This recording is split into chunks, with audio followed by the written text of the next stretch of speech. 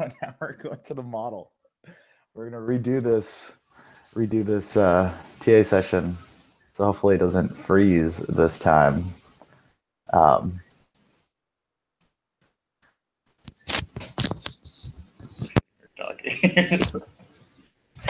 right, so I think it froze halfway through the cash waterfall, or sorry, cash flow statement. So let's see if it's working. Working? Yeah. So it's froze halfway through the cash waterfall. So I'll just quickly go over the other ones as well. So let's see. I'll just quickly go back over the cash flow. The other ones. So I think if you go back to the original video, the first 45 minutes, the stuff works. So you could follow it. The cash waterfall. Where's the cash waterfall? Oh, no, there it is.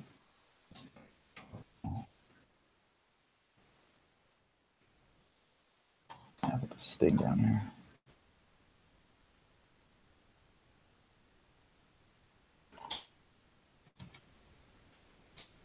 There you go. I'll quickly go over the cash waterfall income statement, and then I'll go back to the balance sheet more in depth, and then the valuations more in depth. I'm just freezing pans. Cash waterfall, I think if you go back to the first 45 minutes of the other video, all set up for it. I still talk about it. So you just pull everything from the operations, and then you can pull working capital from the cash flow statement or from net income or the working capital tab, and increases in working capital, CapEx, you can pull from the cash flow tab or the CapEx tab, taxes, you can pull from income statement, then you get your cash flows available for debt service. Then you get your debt service, which is just from your debt profile, which is your amortization plus interest for that period. And then you're just trying to see how much actual cash that comes out of the company can pay for debt service. So then that's your debt service coverage ratio. And then you get your debt to break even down here, which is just a percentage of it's the percentage of revenue that could change to get your CFADs to zero. So it's just the delta, the difference between CFADs and debt service divided by over the revenues. So the difference between these two divided by that, and then that's how you get your debt to break even. And this is all covered in the first half of the video, or the last one, so you can go back to that. Income statement, I think it's the first half of the video still shows it. So go back to the first 45 minutes of the other video. And then just revenues, then you have your COGS. This all pulls from operations, and your EBITDA, earnings before interest, tax, depreciation, amortization. Then you take out depreciation, get your EBIT, earnings before interest, tax, or interest and taxes. These are all like deductions from your taxable basis. So this is your taxable basis down here. Take out depreciation, take out interest expense, and this is your taxable basis. And then it's 35% of that. So if you do your own taxes at home, this is kind of your AGI, adjust for gross income, your taxable basis. And so when companies like Amazon and Google don't pay any taxes, they claim a lot of interest expense and depreciation, and that's how they lower this EBT to a low number, and then they pay low taxes. So then 35% on that amount, that's your taxes, and then you get net income. And then you get dividends from the next tab. And then you pull dividends from the cash flow tab. And then your retained earnings is just net income, net of dividends. And then your retained earnings goes into the balance sheet, which is over here.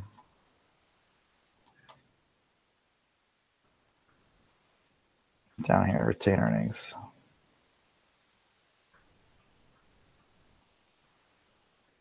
All right, and then cash flow statement. So I think it froze halfway through this. So I'll just go through the first part of this quickly, and then after investing cash flow, I'll talk more deeply about it. So then you start with net income, then you add back your non-cash your non-cash items, which is just depreciation, then you take the negative increase in net working capital, which is from the working capital tab, and says negative change in working capital. Whoops. Okay, and this is all covered in the first half of the video. Next, we go to investing cash flow. And this is kind of your investments into the company. So the negative numbers are cash out of the company. Positive numbers are cash into the company. And so this is all your investment into infrastructure, like aka long-term growth, like outside the day-to-day cash needs of the company. So investing in the land and PP&E there, and then you have your capex. So just pull it from capex, and everything here should be negative.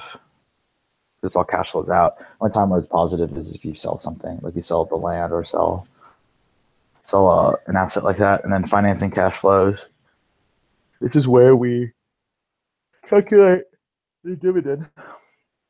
So you can see the cash coming in from the loan and then from the equity drawn. And then these are your financing costs. So you pull this from construction. And this is your interest during construction. And then your fees.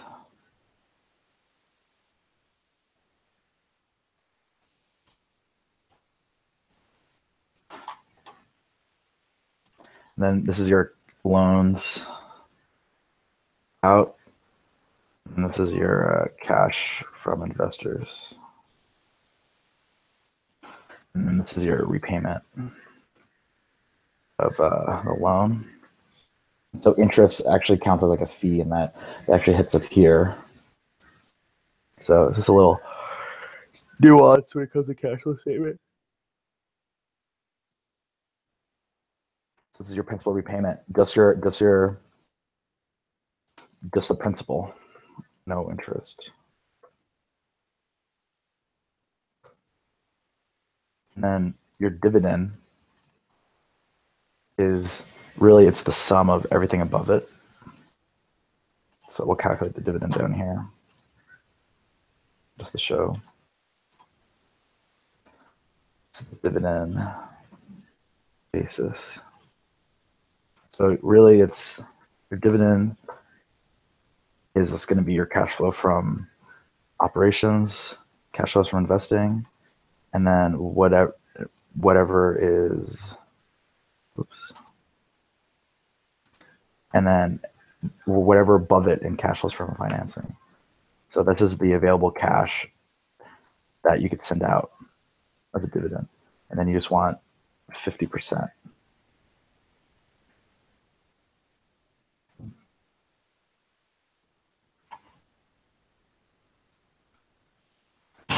You just want 50% of that leftover amount, and that's your dividend. And it's negative.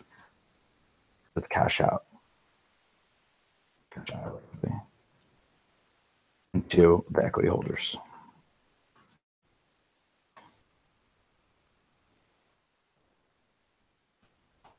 So it's negative. They calculate dividend and finance is the sum of all that money out. And then the cash balance is the end of period, previous period's end of period. It's beginning period. Then your net cash flow is just the sum of those three cash flow statements. And that's your net cash flow. And then that's your change from beginning of period cash, end of period cash. And then your end of period cash links directly to your, there it is. Sorry, trace dependence. And then that goes to your, right here, on the balance sheet. So this is end of period cash from cash flow statement.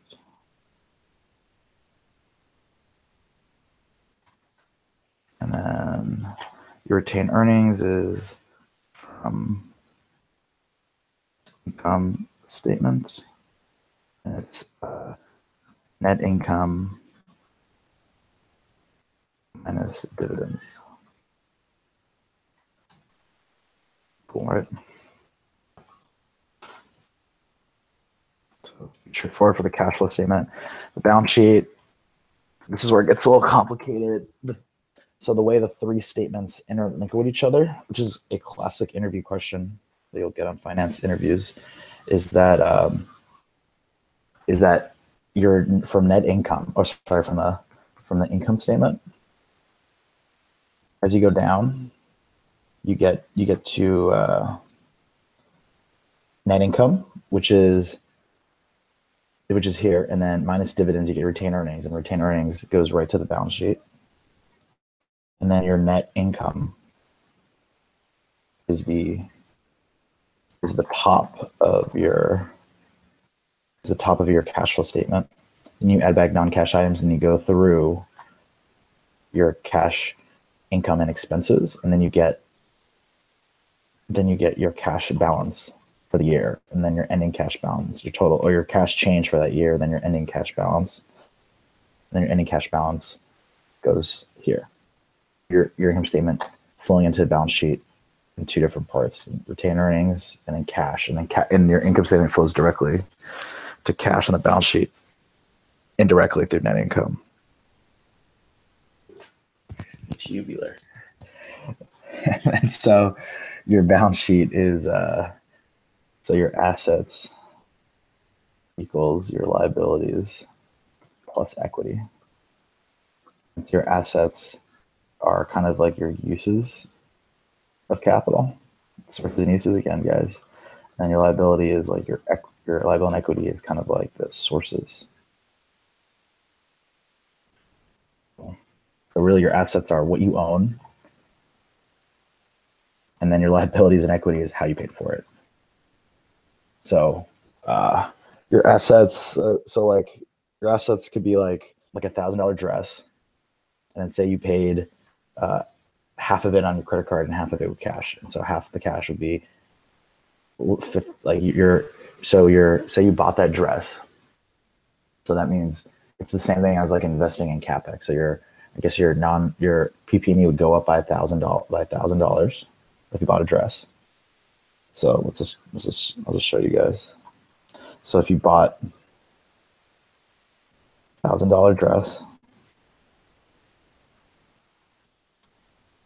$5,000 dress, this would go up $1,000. And say you paid half of it, paid half with the credit card and half with cash.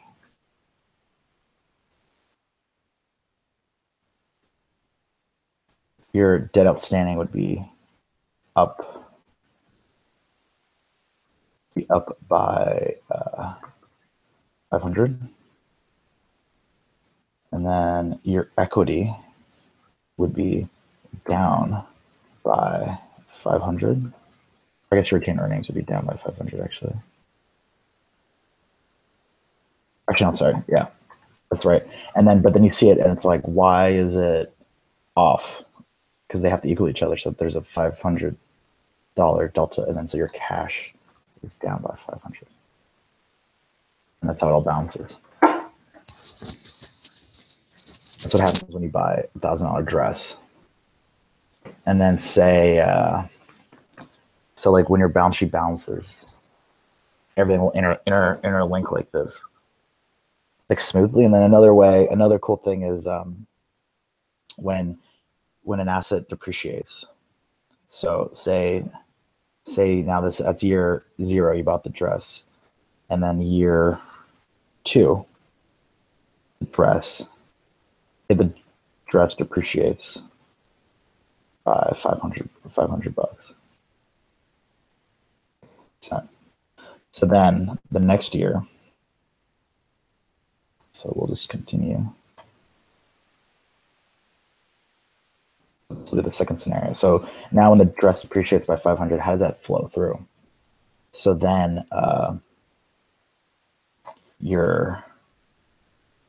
so then you go to your income statement, and here's your depreciation of depreciation there. So actually your taxes are lower.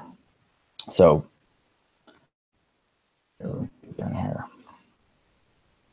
So your cash is actually higher. Your cash is actually higher by the after tax. So it's 1 minus the tax rate times depreciation amount.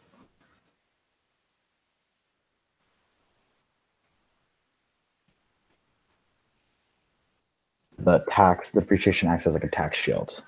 So depreciation, if this depreciation is higher, it means your taxes are lower by your taxes are lower by the so your taxable basis is lower by the depreciated amount.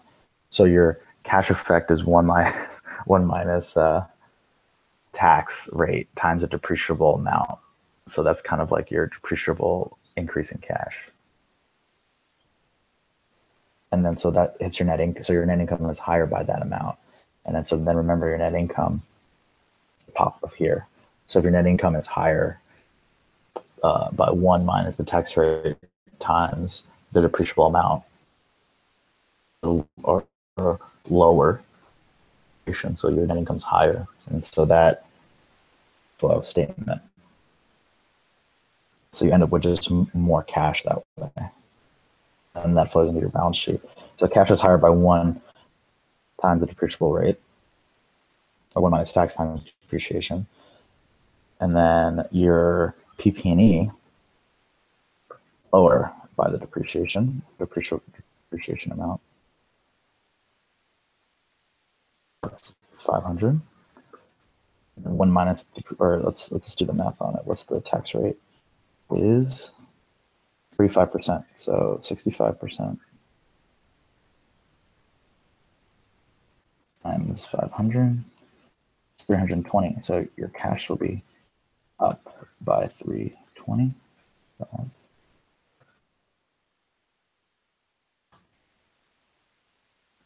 Now I'm just showing you how depreciation flows through the cash flow statement. So this is lower by 500. So your net effect, it's 175, aka the tax amount, the amount paid of taxes, essentially.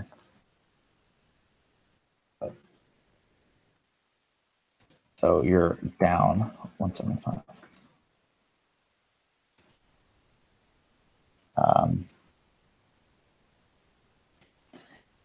Your retained earnings is so your retained earnings is net of dividends. So like let's assume dividends are 0, and so your actual change in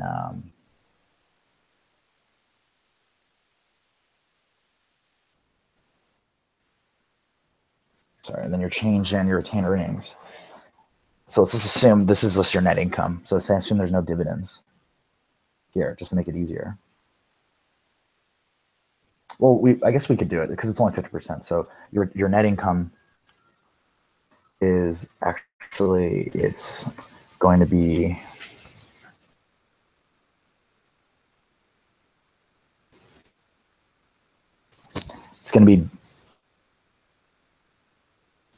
low. It's going to be down 175 because of the taxes. And then your retained earnings is half that down amount because the tax is paid on the asset.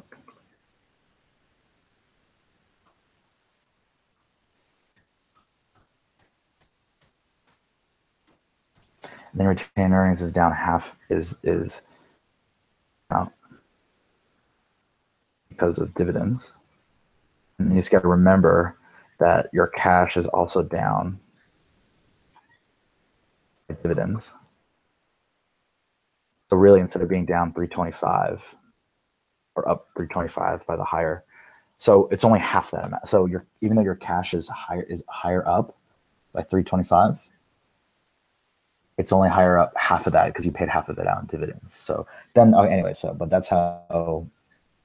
So this wasn't like a smooth example, but that's kind of how depreciation flows through the income statement, through the cash flow statement to your. This is like an illustrative example just to help you guys balance your balance sheet. So if things are off, it's probably just because depreciation isn't flowing through accurately, and part of your cash. Really, most of the problems are probably in the cash account because noise happens here. Then all you're really getting is the end number.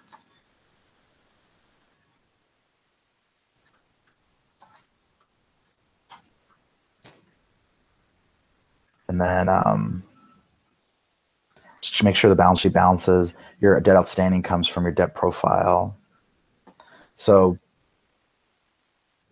there's also, like, when you pay down the debt, it's really interesting too. When you pay down the debt, this amount, so your asset depreciates also, but then your debt outstanding depreciates too, or your debt outstanding goes down because you pay it down. So like another complicated thing is having this side balance with depreciation, and then this side balance as the debt.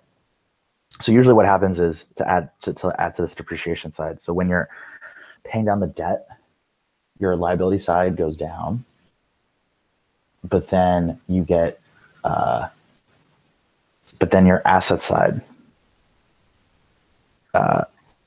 goes down so your cash is lower because you're paying off your debt.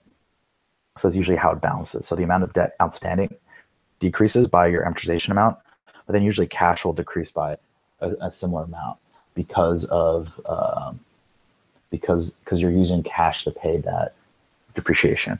So just keep in mind whenever like these two things are two sides of the same coin. So like if something on this side goes down, something on this side has to go down as well. So they're both they're just all connected. So really when an asset changes, then something on this side has to change as well correspondingly. So just keep that in mind when you're trying to balance the balance sheet. And then your accounts receivable and accounts payable, the difference between these two is your working capital amount. Just remember that. So as your working capital changes, the way it flows into here is this difference. So the plug between these two is the cash on hand. So like, say the difference between these two increases. So say your accounts payable increases versus your accounts receivable, then that means your working capital needs decrease. And then, so that's more cash on this side. So what I'm saying is when your working capital needs decrease, which either means your accounts receivable goes down or your accounts payable goes up. So if accounts payable goes up, that means this side has increased. And then so the effect on this side is your cash goes up to balance it out. That's what happens in your net working capital. That's what happens here. So this difference and increases in working capital is the difference between your accounts payable and accounts receivable. So you kind of see it.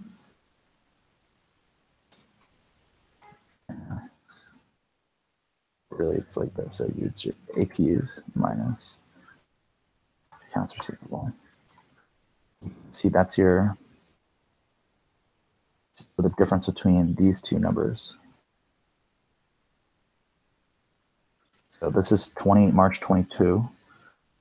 March 20. So it's a little bit, it's not exactly, it's exactly, 87. So the difference between your accounts receivable and your accounts payable, that change in the difference is your change in net working capital here. And the reason, and then so what changes is your cash balance changes to account for that, to balance your balance sheet. So that's what we do here. That's what this is. So as your working capital changes, so as your accounts receivable balance changes versus your accounts payable balance, your cash balance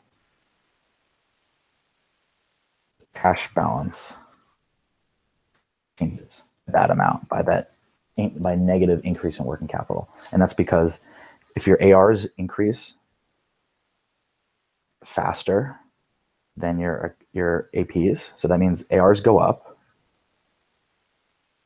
Just say APs don't change and ARs go up. Now you have more assets than you have liabilities. How do you balance it? Automatically your cash goes down by this amount for this period. So you could see, just say these are equal. So your ARs increased faster than your APs. And so you have to reduce cash by 87,000 to have it balanced. So this is like part of the conventions of accounting. This is kind of like the cool penning accounting where your balance sheet kind of automatically balances based on this like fundamental accounting concepts. So that's another cool thing, the balance sheet. And then, yeah, so just go through these little, like, just keep that in mind when you're trying to balance your balance sheet. Like whenever something changes, it has to like match. Like something else has to have, it's almost like an equal and opposite effect. It's almost like a Newtonian law where it's like, say your cash goes up by $1,000, something else has to go down. So something else has to go down on your asset side, or something else has to go up on your liabilities or equity side. So it's like, it's two sides of the same coin, you know what I mean? Where everything has to be in balance. So there has to be a corresponding effect somewhere else. So just kind of remember that and kind of go through how these things kind of link with each other. And then that'll help you balance your balance sheet. It's really hard to balance the balance sheet, so it just takes a while. And then you can have an incorrect balance sheet and have this thing and have it balanced. So just keep that in mind too. So it's kind of hard to troubleshoot the balance sheet just because like, there's so many moving parts and everything interlinks with each other. So that's the balance sheet. We'll go quickly through the valuations. I think the valuations are pretty straightforward. This is your leverage valuation. So it's just kind of like the return. This is the return to equity holders. Really, you're just taking all the equity contributions, which are negative because it's from the perspective, POV of the equity holder. And then, so this is cash out from the equity holder into the company. And then the dividends are cash into the equity holders from the company. So that's why it's positive. So it's money back in their pocket. And then this is you can see certain periods they have to get, it's like to get bailed back in. They need more equity injections. Only because the model says it goes bankrupt in certain periods. But so then you do your NPV. You remember to do X NPV, and you do the date. But remember, skip G, skip that 0 part, because otherwise it'll kind of screw with the timing. So skip column G, and then just do X NPV date. And then this is your cost of capital. It's from our assumptions, the equity cost of capital. And then this is kind of like the opportunity cost, where it's like, if your equity, what else could you be investing in? This is kind of like your hurdle rate. So they could kind of put it in another company that would make 17%, so it's, or 17.5%. So it's kind of what they need. This is what an equity hold, that's kind of their cost, like their opportunity cost to deploy capital somewhere else. So they have to pass this hurdle at least to make it worthwhile. So, and then equity is always more expensive than debt. So then you have your cost of capital, your rate, then your values, which are here, and then your date is up here. And then so you just discount all these cash flows based on 17.5, and then you get a negative NPV. So it actually is a negative return for the equity holder. So this is going to be something that happens. And so the next step in the model is what do you change to make this a positive NPV project? Then your IRR, it's a similar thing. Remember, skip G and you go from H downwards and do XIRR where you get values and dates. And then XIRR, so an IRR is just what the cost of equity would be to get an NPV of 0. So here, check it out. So if we make this, if you make your cost of equity equal to your IRR, you get a 0 NPV. And so really it's kind of like your IRR really is, it's kind of like your inflection point. It's kind of like your internal, so IRR just means internal rate of return. So it's kind of like what's kind of like the double derivative? What's the inflection point of your cost of capital? It's kind of a different, it's kind of like an NPV, you get a number, and then your IRR, you get a percentage. So it's just a different way to kind of measure return of a company. So the higher the IRR, generally the better it is. That means you're making you're making more money. And you want to have your cost of equity higher than your IRR. So really, it's just like it's your hurdle rate. It's like and most people don't use IRR to value projects. It has a time bias. So whoops, bias. So really, if like your NPV is 10 million, and that's because you get it's a 10-year project and you get 10 million the last year, or say you get 15 million the last year and your NPV is say it's just like 10 million, the IRR would be a lot lower because it's time weighted. So an IRR, if you get 15 million in year 10 versus a project where you get 5 million in year 2 and then 5 million in year 5, it's going to value the shorter termed project, even though maybe the total dollar amount is less. So say you get 8 million in year 3 versus 10 million in year 8, the IRR will be higher for the 8 million in year 3 versus the 10 million in year 8, just because it's biased towards time IRR. So it's not always the most accurate thing. That's why people like NPV better. And then your unleveraged valuation. So we have to adjust depreciation because we're assuming everything is how would you pay for the project if you didn't use debt. So let's go down to the adjusted depreciation, and really it's because the depreciable basis. Let's go to depreciation.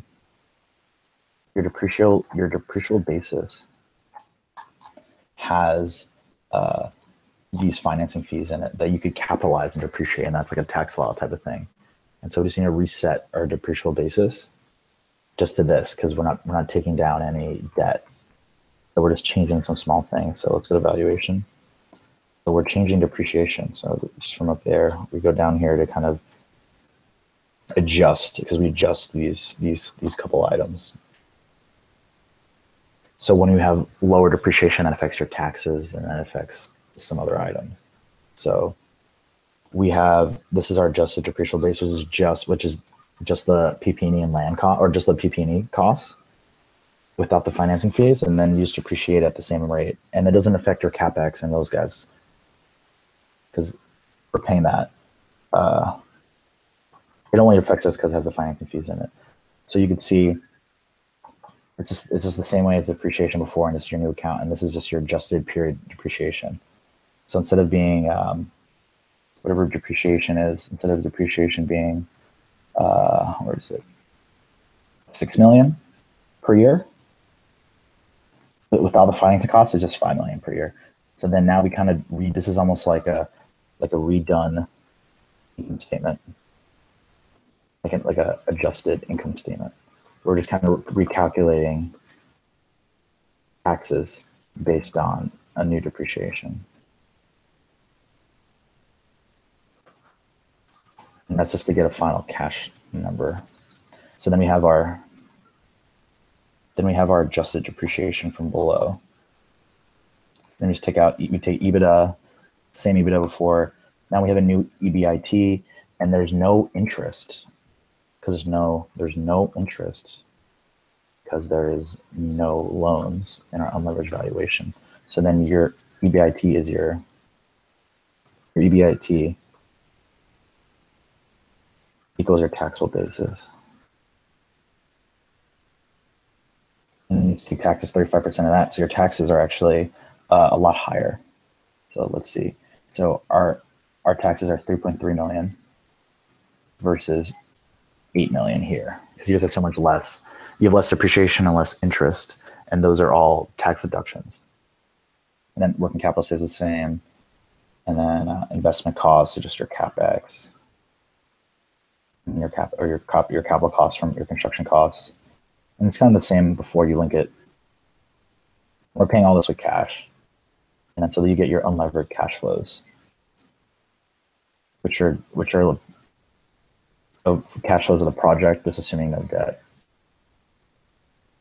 And we do the same calc, where our weighted average cost of capital is 9.3, which is pretty standard weighted average cost of capital.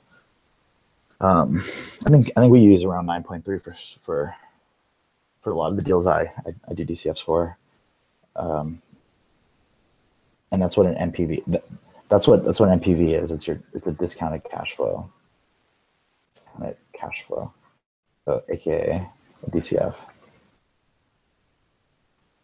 So then you do the same thing, XRR. You do the dates like that, and then you do your IRR, same thing as before. And so you notice here we have a positive. You have a positive NPV. So when your cost of capital is lower than your IRR, then you'll have a positive NPV project. So if you look at this, so when it equals it gives us 0. It's equivalent to error. That means our hurdle rate for 0 was 10.6, and then our cost of capital is below that. So that means this spread is kind of like your not like profit, but like your net present value. Your positive net present value. Okay. And then you go to cost of power. This is just like a way to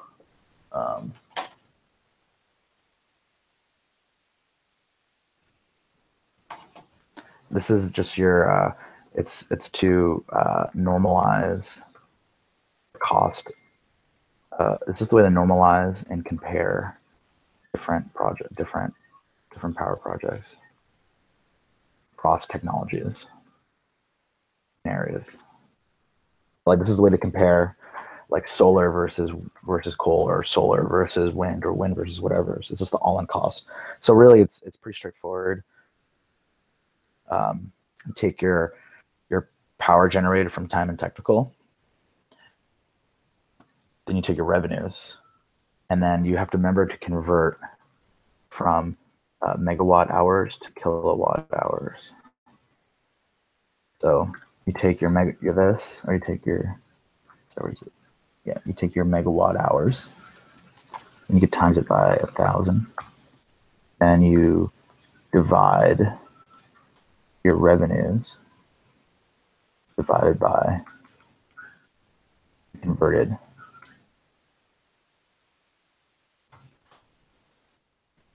No shit, I think I did it wrong.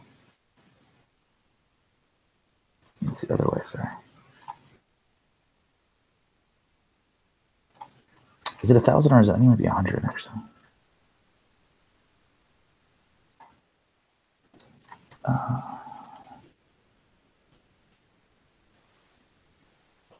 Oh, sorry, you don't times it by 1,000. You divide it.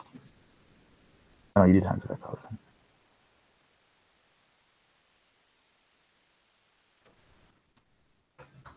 And then it's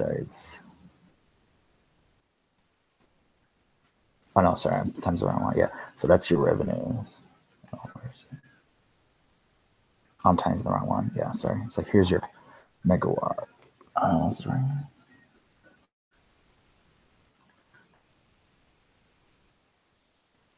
Yeah, megawatts. So now this is in kilowatts.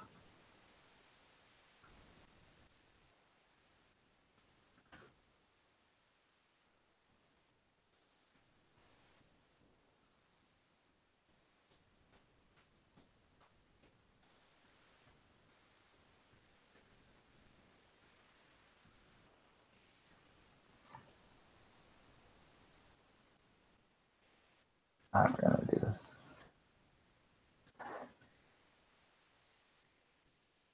Yeah, so then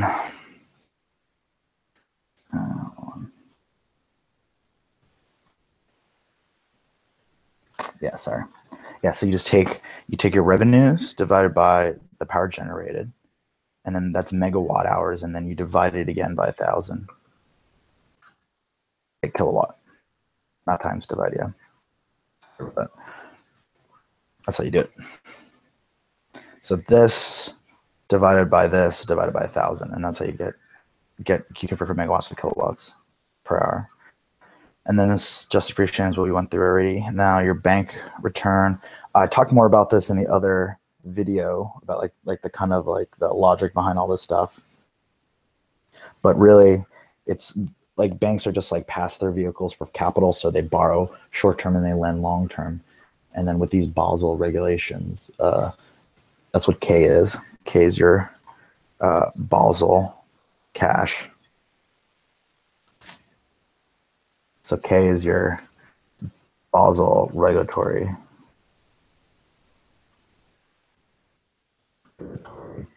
cushion. So this is the amount of equity that a bank. So say a bank has $1 million in deposits, and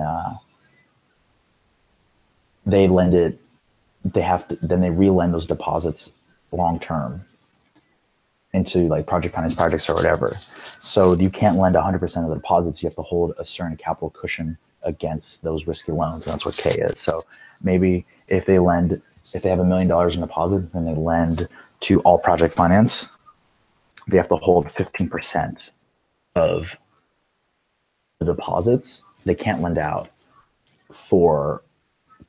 so you would only be able to lend out if it's $1 million of deposits, you can only lend out 85% of it, and you have to hold 15% as a capital cushion just in case they keep the bank solvent. And then your upfront, and then your reduction in K is as the loan gets paid back, you get to lend more. That equity, that 15% that's set aside, that gets returned back, the more the loan is paid off. So then that you're able to redeploy that regulatory capital to something else. And then, so your cost of funds is, so the depositors receive interest, right? Because you get interest on your deposits, and this is kind of what the cost of funds is you have to pay your depositors a certain amount, and then so that's why banks are kind of just like make money on the spread. So they owe the depositors 3% per year. They have to, and they can't deploy 15% of that $1 million of deposits, and so they can only deploy that 850 million or whatever it is, or 850,000. And so that 850,000, there has to be a big enough spread between the 3% it costs for the depositors, plus that 3% it costs, plus that regulatory capital they have to set aside. That costs money that they can't deploy. So you need to have a large enough spread to compensate for all these costs. And then also when a bank makes money is through fees. And then also they have admin costs to service the loan. And then you have this expected loss. So on top of your regulatory capital, you have to set aside this expected loss. And expected loss is the probability of default times the loss given default. And that's your expected loss. And so this is the chance of default. And this is the loss of capital in a default. So 35% is pretty low. Usually it's like, for the loans I do, it's like 40%. And then 7% is pretty high. So like, usually like junk bonds are like, I don't know, like 4 or 5%. And so these percentages map to like Moody's ratings. Moody's ratings, you'll see probability default, and you'll get like 5% or 2%, and then loss given default like 40 or like 20 or something. That's kind of like these two metrics are very important. They map to a lot of credit stuff. And so just going through, this is your outstanding, and then so this is like a temporal. So if this is like a flow statement. The money in and out of the bank. So like if there was a balance sheet to this, like this is the money out, the initial K. So that's why I have to pay the commitment fee during the loan. This is the bank has to outlay the full outstanding principal amount upfront for the whole loan. So the full loan times 15%, they have to outlay that upfront. So that's why you pay a commitment fee during construction. And then here's the upfront fee as income from the bank. So really this is just the sum of everything below. So everything below down here is just a sum. And then this is a commitment fee, which is more income. Interest is income. Cost of funds is just the cost of having the money outstanding. Your expected loss on top of having your regulatory capital. You have to have like the expected loss set aside too, as part of your like risk management. And then your admin costs, it just costs the servicing alone, like people, like the salaries of all the back office people and the technology. So then this is just income from the bank. And they start, and then this is the reduction in K. So the difference the difference between, so the loan starts getting paid off, right? And so since the loan's getting paid off, you get to reduce K by that percentage. So let's times that percentage by K.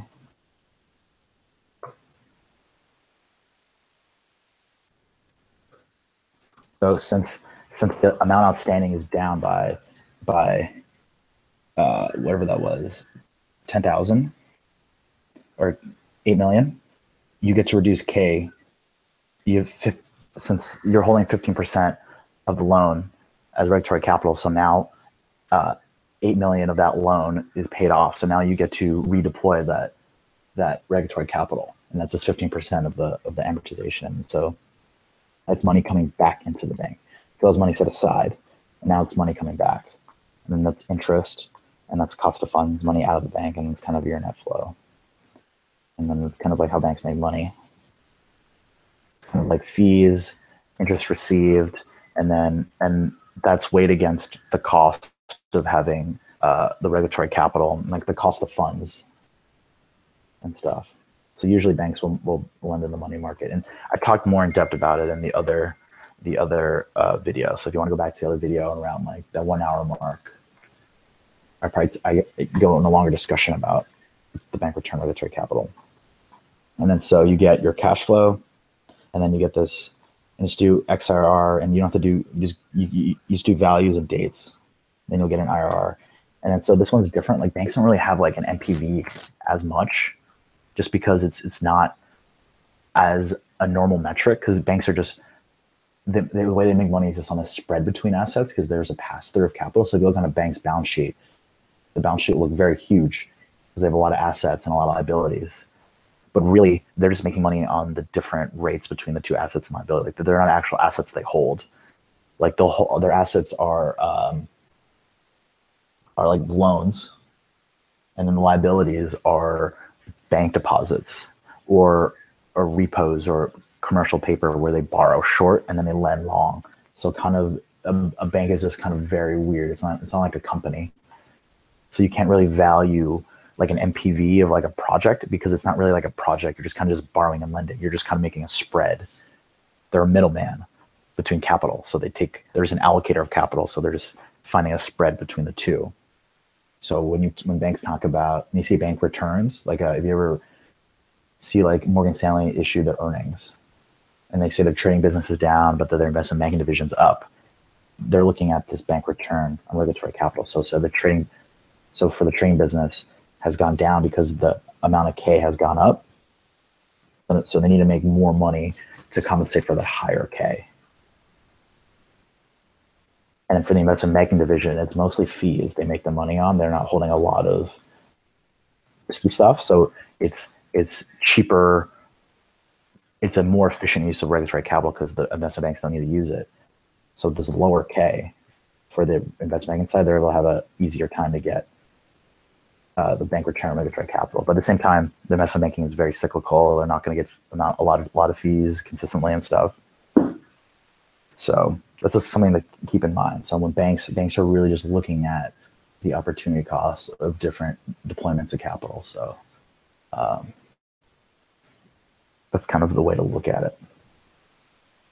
All right, so if you guys have any more questions, to send me an email. I'll have another session tomorrow evening, be more like office hours. If you want more detail, try going back to the other video, and I go more in depth with that video. All right, thanks a lot.